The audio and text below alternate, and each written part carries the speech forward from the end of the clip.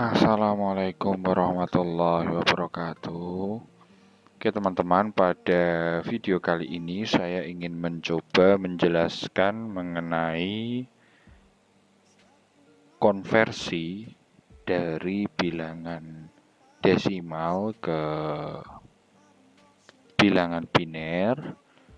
Dan untuk konversinya ini saya menggunakan bahasa C. Jadi di sini kita melakukan konversi dari bilangan desimal ke bilangan biner menggunakan bahasa C, dan ada beberapa instruksi perulangan yang kita gunakan. Nah, bisa kita lihat melalui flowchart yang sudah ada. Jadi nanti untuk proses konversi dari desimal ke bilangan biner itu dimulai dari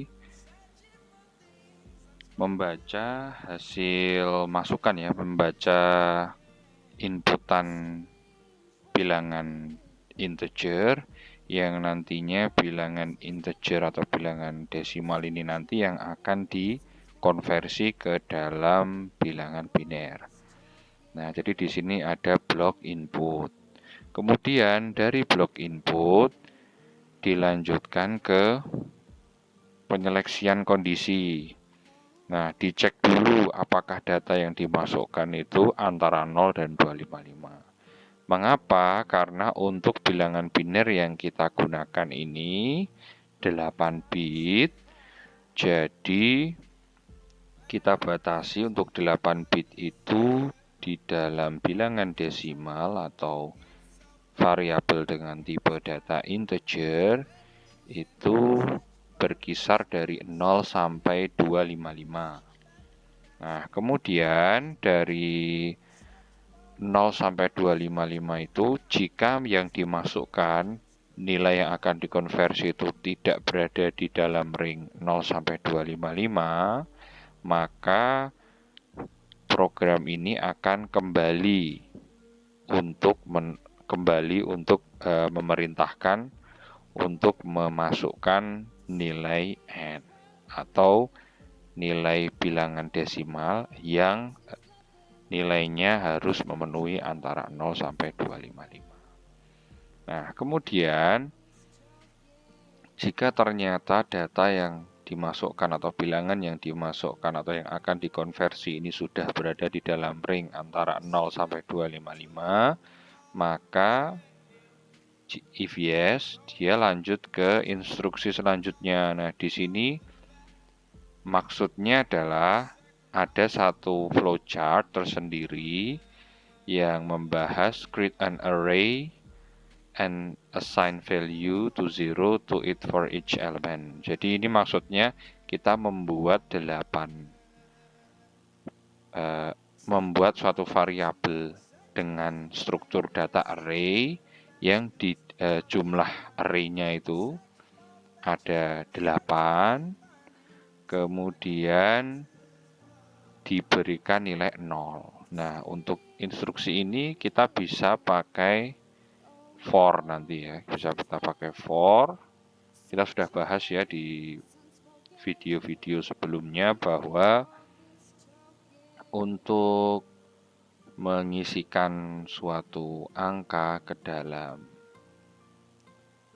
suatu variabel dengan dengan struktur data array, kemudian kita gunakan for, kita sudah mengetahuinya.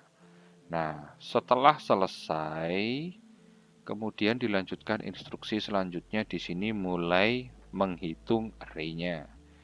Dimulai dari array ke 0. Nah, kemudian setelah dimulai dari array ke 0, untuk array yang pertama itu atau array ke 0 ini diberikan untuk mendapatkan isiannya apakah 0 atau 1, kita gunakan instruksi-instruksi di bawahnya. Dan di sini bisa kita lihat ada suatu perulangan. Nah, Kemudian di sini kita tahu VI ini maksudnya adalah sisa hasil pembagian. Sedangkan N ini adalah bilangan yang kita miliki atau bilangan yang kita inputkan. Kemudian dibagi 2. Jadi sisa ini nanti, ini kan kita menggunakan operasi mod ya. Di sini disampaikan the mod function result is the remainder that we need. Maksudnya fungsi dari mod ini hasilnya adalah sisa hasil pembagian. Contohnya misalkan N ini adalah 50.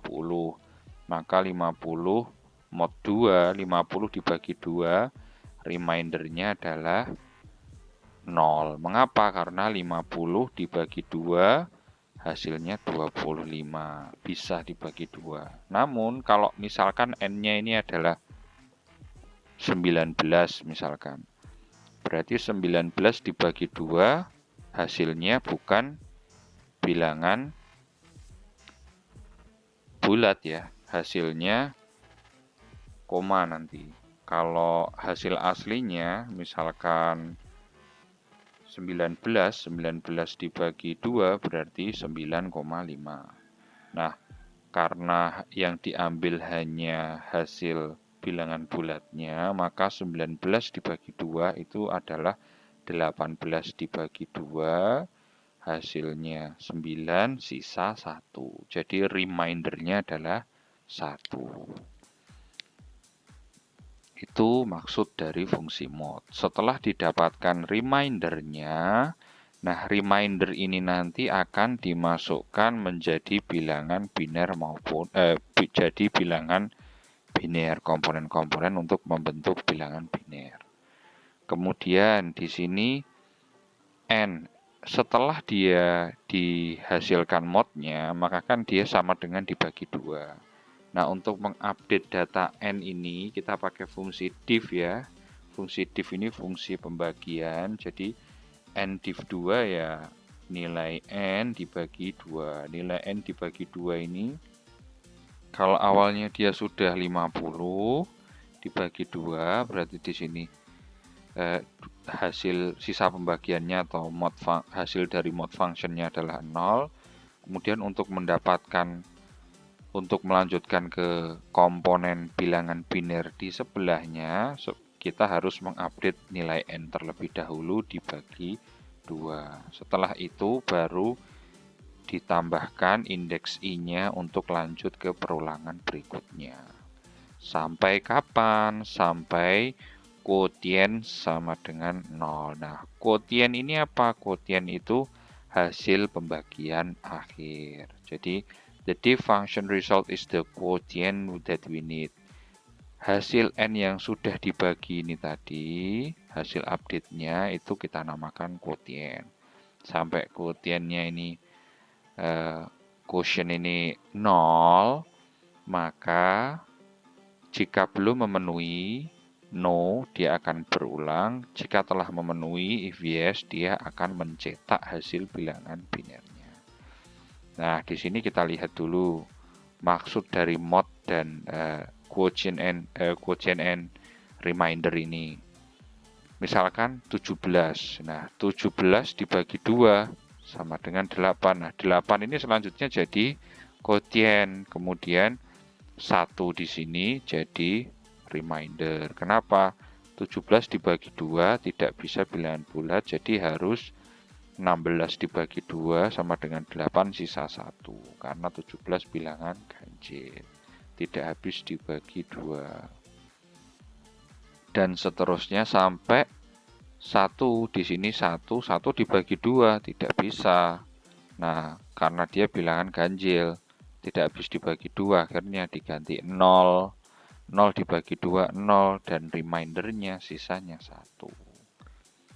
Nah, setelah dia mencapai 0, baru stop. Nah, oke. Nah, ini ada yang perlu kita perhatikan ya. Jadi, saat nanti kita looping di sini, 17 misalkan ini 1, kemudian ini 0, ini dapat 0, ini dapat 0, dan ini dapat 1, maka proses menuliskan binerinya itu dibalik. Jadi biner ke 0, bit ke 0 itu justru yang ini. Bit ke 0 itu justru yang pertama kali ini. Jadi misalkan ini, kan nanti hasil loopnya jadi seperti ini. Nah, untuk proses penulisannya dibalik.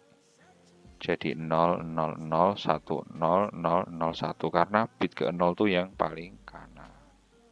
Itu untuk bilangan biner. Nah, sekarang kita coba mulai menjelaskan mengenai programnya. Nah, di sini saya sudah menuliskan untuk pemrogramannya.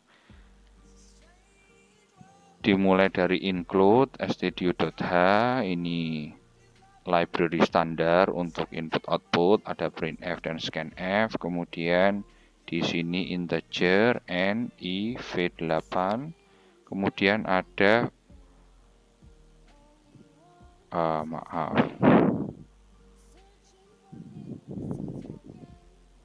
Oke, sebetulnya ini nggak perlu ya ini ya. Nanti bisa kita hapus saja. Oke, kita hapus dulu. Nah, ini variabel-variabel yang akan kita gunakan. N fungsinya untuk apa? N fungsinya untuk menyimpan untuk menyimpan bilangan yang akan dibagi. Kemudian I untuk menyimpan indeksnya nanti. Kemudian V di sini variabel yang digunakan untuk masing-masing komponen dari bilangan binernya atau masing-masing bit pada bilangan biner. Karena kita menggunakan 8 bit, maka array-nya kita buat 8. Nah, kemudian main program utama. Nah, di sini ini ada for, ini maksudnya inisialisasi bilangan VI ini dengan 0. Proses inisialisasi seperti ini. Ini sebetulnya bisa juga kita melakukan inisialisasi V8 ini akan diisi 0 semua di sini. Cuman ini kita tuliskan di sini ya. Kita tuliskan di dalam main. Kita coba mengikuti flowchart-nya. Nah, kemudian setelah diberikan 0 semua, nah sebetulnya ini itu adalah ini ya. Sebetulnya ini, jadi ini agak kebalik, tapi nggak apa-apa. Sebetulnya ini posisinya ada di sini. Coba kita pindahkan saja. Kita sesuaikan dengan flowchart-nya.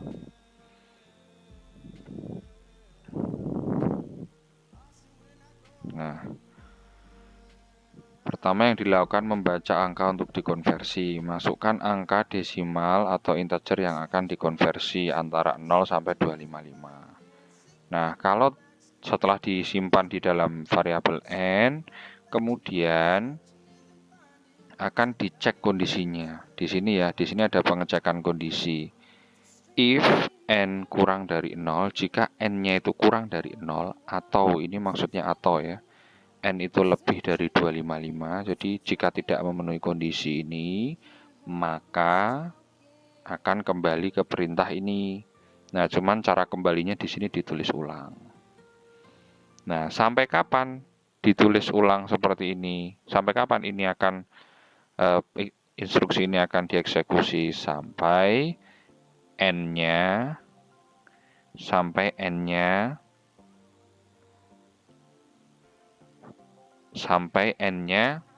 sudah tidak kurang dari 0 dan tidak lebih dari 255, atau n-nya sudah berada pada ring 0 sampai 255. Jadi perulangan ini akan dilakukan terus. Namun perulangan ini baru masuk jika didapatkan data n ini.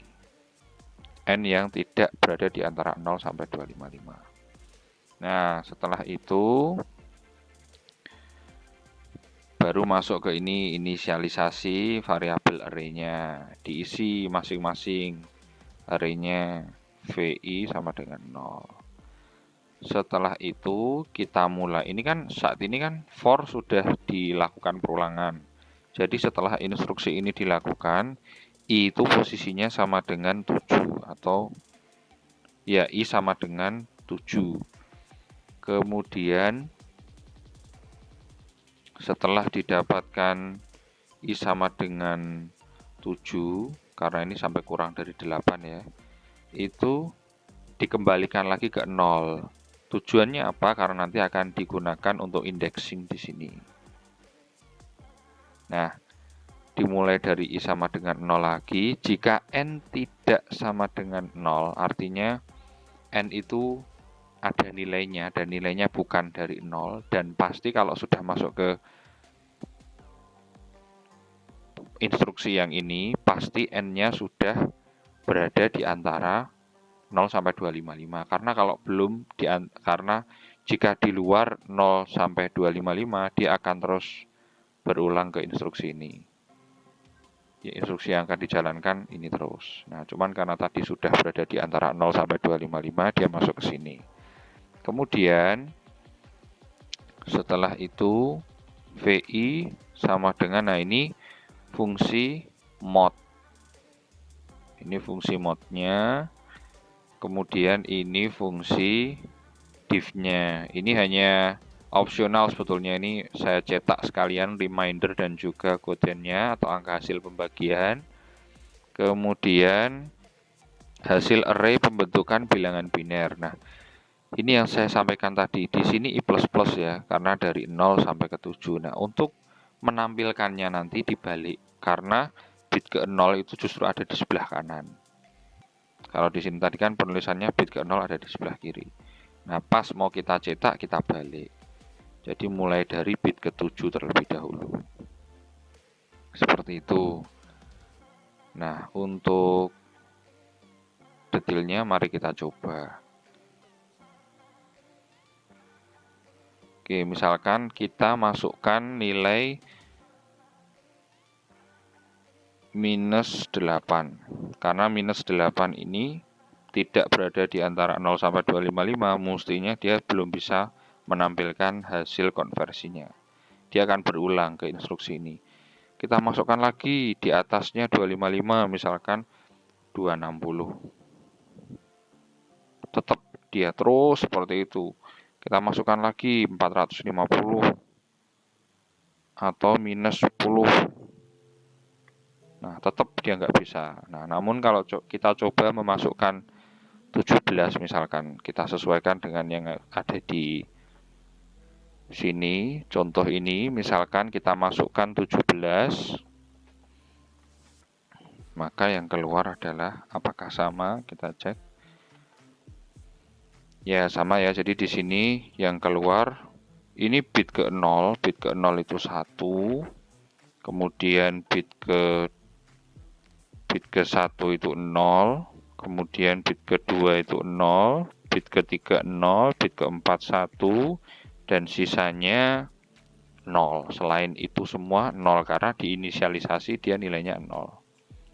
Sehingga muncullah bilangan biner seperti ini. Karena tampilannya bukan dari kiri ke kanan, tapi dari kanan ke kiri, sudah dibalik tadi. Oke, sekian penjelasan dari saya. Semoga penjelasan ini bisa memberikan manfaat. Terima kasih.